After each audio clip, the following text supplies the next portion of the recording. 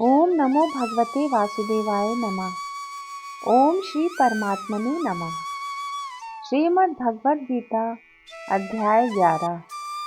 अर्जुन बोले, मुझ पर अनुग्रह करने के लिए आपने जो परम गोपनीय आध्यात्म विषयक वचन अर्थात उपदेश कहा, उससे मेरा ये अज्ञान नष्ट हो गया है। क्योंकि हे कमल नेत्र, मैंने आपसे भूतों की उत्पत्ति और प्रलय विस्तार पूर्वक सुने हैं तथा आपकी अविनाशी महिमा भी सुनी है। हे परमेश्वर, आप अपने को जैसा कहते हैं ये ठीक ऐसा ही है, परंतु हे पुरुषोत्तम, आपके ज्ञान, ऐश्वर्य, शक्ति, बल, वीर और तेज से युक्त ऐश्वर्य रूप को मैं प्रत्यक्ष देखना चाहता हूँ।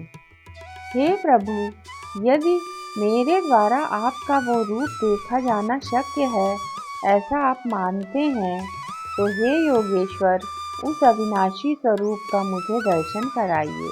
श्री भगवान बोले, हे पार्थ, अब तू मेरे सैकड़ों हजारों नाना प्रकार के और नाना वर्ण तथा नाना आकृति वाले अलौकिक रूपों को देख। हे भरतवंशी अर्जुन, तू मुझ में आदित्यों को अर्थात अदिति के 12 पुत्रों को, 8 वसुओं को, 11 रुद्रों को, दोनों अश्वनी कुमारों को और 49 मरुद गणों को देखकर तथा और भी बहुत से पहले न देखे हुए आश्चर्यमय रूपों को देख। हे अर्जुन, अब इस मेरे शरीर में एक जगह स्थित चराचर सहित संपूर्ण जगत को देख तथा और भी जो कुछ देखना चाहता है सो देख, परंतु मुझको तू इन अपने प्राकृत नेत्रों द्वारा देखने में निसंदेह समर्थ नहीं है। इसी से मैं तुझे दिव्य अर्थात अलौकिक चक्षु देता हूँ। इससे तू मेरी ईश्वरीय योग शक्ति को देख।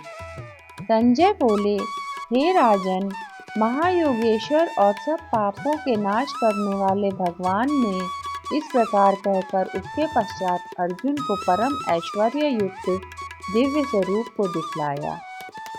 अनेक मुख और नेत्रों से युक्त, अनेक अद्भुत दर्शनों वाले, बहुत से दिव्य भूषणों से युक्त और बहुत से दिव्य शस्त्रों को हाथों में उठाए हुए, दिव्य माला और वस्त्रों को धारण किए हुए और दिव्य गंध का सारे शरीर में लेप किए हुए, इस प्रकार के आश्चर्यों से युक्त, सीमा रहित और सब ओर मुख किए हुए विराट स्वरूप परम देव परमेश्वर को अर्जुन ने देखा।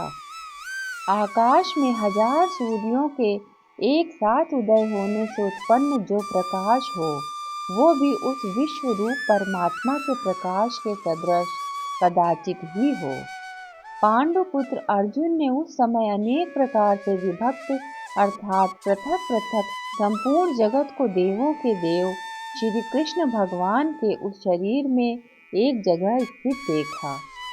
उसके अनंतर वे आश्चर्य से चकित और पुलकित शरीर अर्जुन प्रकाशमय विश्व रूप परमात्मा को श्रद्धा भक्ति सहित सिर से प्रणाम करके हाथ जोड़कर बोले, हे देव, मैं आपके शरीर में संपूर्ण देवों को तथा अनेक भूतों के समुदायों को, कमल के आसन पर विराजित ब्रह्मा को, महादेव को और संपूर्ण ऋषियों को तथा दिव्य सर्पों को देखता हूँ। हे संपूर्ण विश्व के स्वामी, आपको अनेक भुजा, पेट, मुख और नेत्रों से युक्त तथा सब ओर से अनंत रूपों वाला देखता हूँ। हे विश्वरूप, मैं आपके न अंत को देखता हूँ, न मध्य को और न ही आदि को ही। आपको मैं मुकुट युक्त, गदा युक्त और चक्र युक्त तथा सब ओर से प्रकाशमान तेज के पुंज, प्रज्वलित अग्नि और सूर्य के सदृश ज्योति युक्त, कठिनता से देखे जाने योग्य और सब ओर से अप्रमेय स्वरूप देखता हूँ। आप ही जानने योग्य परम अक्षर अर्थात परम ब्रह्मा परमात्मा है। आप ही इस जगत के परम आश्रय हैं। आप ही अनादि धर्म के रक्षक और आप ही अविनाशी सनातन पुरुष हैं, ऐसा मेरा मत है।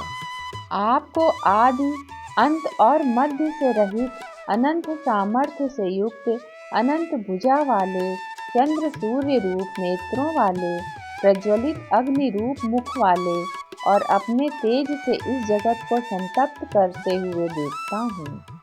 हे परमात्मन, ये स्वर्ग और पृथ्वी के बीच का संपूर्ण आकाश तथा सब दिशाएं एक आप से ही परिपूर्ण है तथा आपके इस अलौकिक और भयंकर रूप को देखकर तीनों लोग अति व्यथा को प्राप्त हो रहे हैं। वे ही देवताओं के समूह आप में प्रवेश करते हैं और कुछ भयभीत होकर हाथ जोड़े आपके नाम और गुणों का उच्चारण करते हैं तथा महर्षि और सिद्धों के समुदाय कल्याण हो ऐसा कहकर उत्तम उत्तम स्रोतों द्वारा आपकी स्तुति करते हैं। जो 11 रुद्र और 12 आदित्य तथा 8 वसु साध्य गण, विश्वदेव, अश्वनी कुमार तथा मरुदगण और पितरों का समुदाय तथा गंधर्व, यक्ष, राक्षस और सिद्धों के समुदाय हैं, वे सभी विस्मित होकर आपको देखते हैं।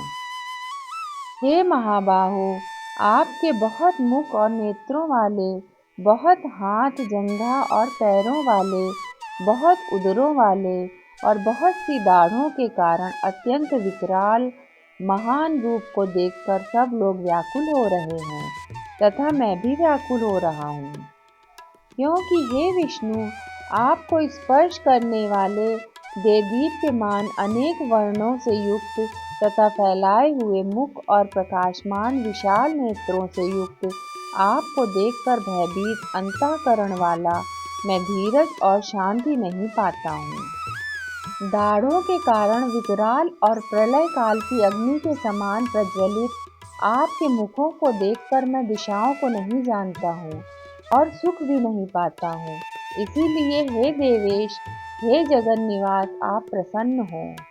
वे सभी धृतराष्ट्र के पुत्र राजाओं के समुदाय सहित आप में प्रवेश कर रहे हैं और भीष्म पितामह, द्रोणाचार्य तथा वो कर्ण और हमारे पक्ष के भी प्रधान योद्धाओं के सहित सब के सब आपके दाढ़ों के कारण विकराल भयानक मुखों में बड़े वेग से दौड़ते हुए प्रवेश कर रहे हैं और कई एक चूर्ण हुए सिरों रहित आपके दांतों के बीच में लगे हुए दिख रहे हैं। जैसे नदियों के बहुत से जल के प्रवाह स्वाभाविक ही समुद्र के ही सम्मुख दौड़ते हैं अर्थात समुद्र में प्रवेश करते हैं, वैसे ही नरलोक के वीर भी आपके प्रज्वलित मुखों में प्रवेश कर रहे हैं। जैसे पतंग मोहवश नष्ट होने के लिए प्रज्वलित अग्नि में अति वेग से दौड़ते हुए प्रवेश करती है, वैसे ही ये सब लोग भी अपने नाश के लिए आपके मुखों में अतिवेग से दौड़ते हुए प्रवेश कर रहे हैं। आप उन संपूर्ण लोकों को प्रज्वलित मुखों द्वारा ग्रास करते हुए सब ओर से बार बार चाट रहे हैं। हे विष्णु, आपका उग्र प्रकाश संपूर्ण जगत को तेज के द्वारा परिपूर्ण करके तपा रहा है। मुझे बताइए कि आप उग्र रूप वाले कौन हैं? हे देवों में श्रेष्ठ, आपको नमस्कार हो। आप प्रसन्न होइए। आदि पुरुष, आपको मैं विशेष रूप से जानना चाहता हूँ क्योंकि मैं आपकी प्रवृत्ति को नहीं जानता। श्री भगवान बोले, मैं लोकों का नाश करने वाला बढ़ा हुआ महाकाल हूँ। इस समय इन लोकों को नष्ट करने के लिए प्रवृत्त हुआ हूँ। इसलिए जो प्रतिपक्षियों की सेना में स्थित योद्धा लोग हैं, वे सब तेरे बिना भी नहीं रहेंगे, अर्थात तेरे युद्ध न करने पर भी इन सब का नाश हो जाएगा।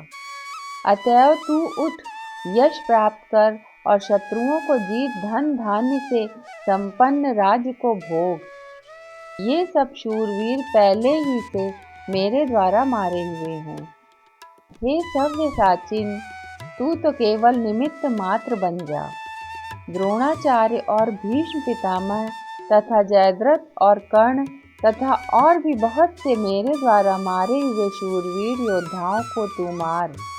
भय मत कर, निसंदेह तू युद्ध में वैरियों को जीतेगा, इसलिए युद्ध कर।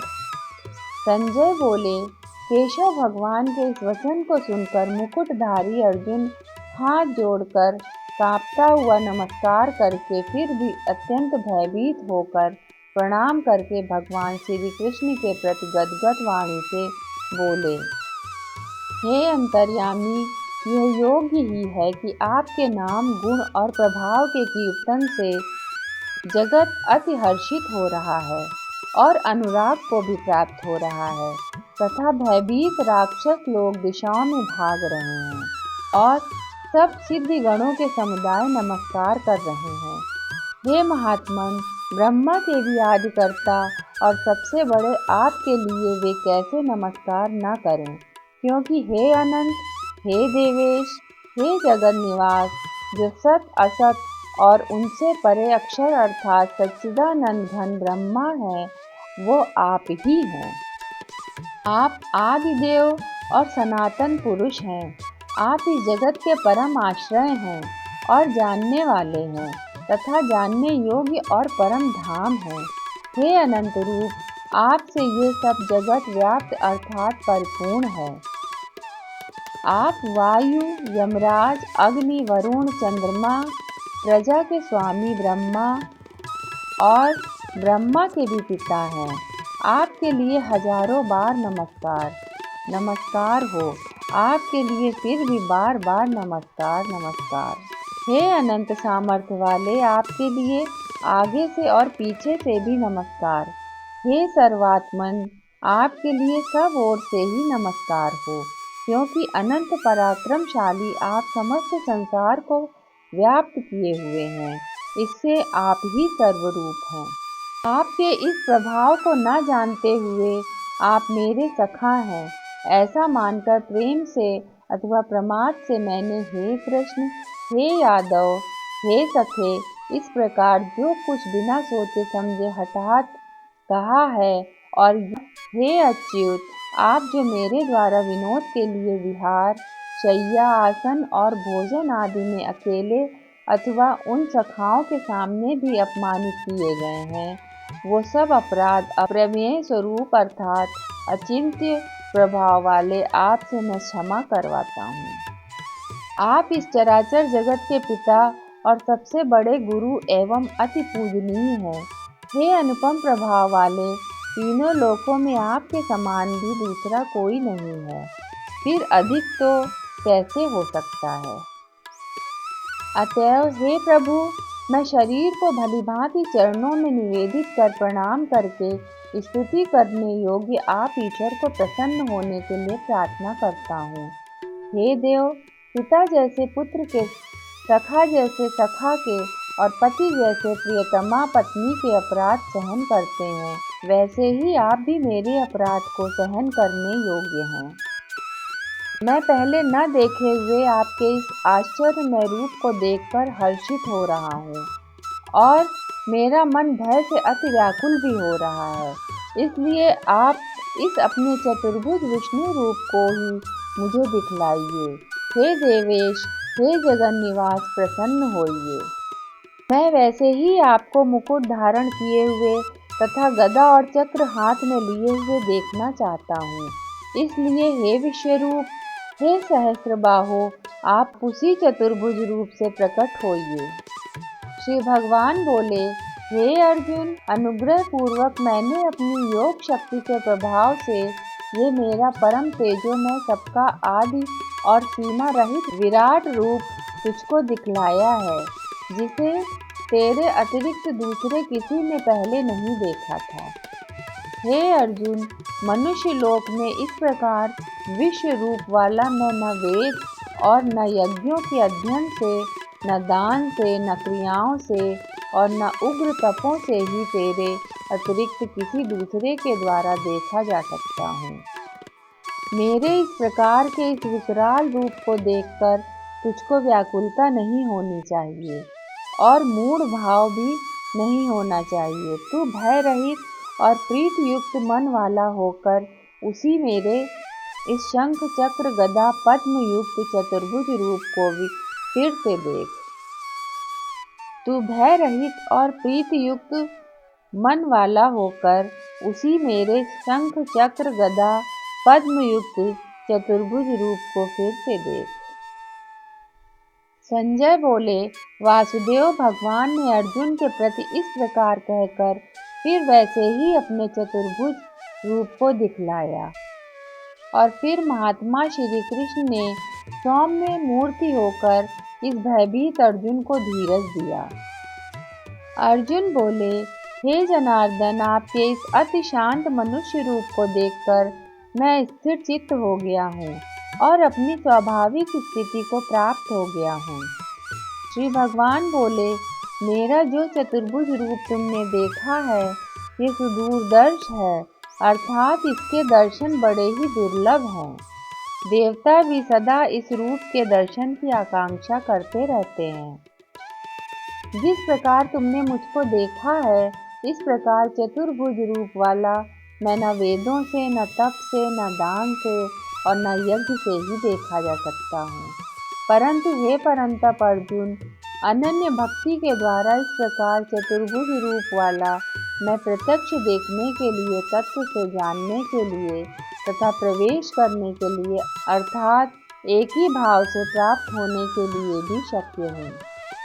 हे अर्जुन, जो पुरुष केवल मेरे ही लिए संपूर्ण कर्तव्य कर्मों को करने वाला है, मेरे परायण है, मेरा भक्त है, आसक्ति रहित है और संपूर्ण भूत प्राणियों में बैर भाव से रहित है, वो अनन्य भक्ति युक्त पुरुष मुझको ही प्राप्त होता है।